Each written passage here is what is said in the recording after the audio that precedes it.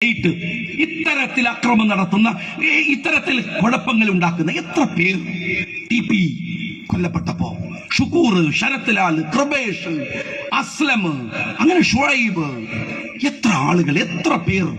ഞാൻ കണ്ണൂരിലെ 10 കൊല്ലം MLA ആയി പലതും കണ്ണിൽ നേർക്കുനേരെ കണ്ട് അനുഭവിച്ച ഒരാളാണ്. ചന്ദ്രശേഖരന്റെ കേസിലെ വിധി വരുന്നു. വന്ന വിധിയുടെ ആഴം നിങ്ങൾ പരിശോധിച്ചു നോക്ക്. എത്ര ഭീകരമാണത്. നിങ്ങൾ ഭരിക്കുന്ന സമയത്ത്, സഖാക്കളെ നിങ്ങൾ മനസ്സിലാക്കണം, നിങ്ങൾ ഭരിക്കുന്ന സമയത്ത്, ഈ സമയത്താണ് ആ കേസിന്റെ വിടുതൽ ഹർജിയുമായി ഈ പ്രതികൾ പോകുന്നത്. സ്വാഭാവികം. കാരണം എന്തെന്നറിയോ, ഇവരെല്ലാ സാക്ഷികളെയും, അതിന്റെ പ്രോസിക്യൂഷൻ പറയുന്ന അതിശയമുള്ള കാര്യമുണ്ട്.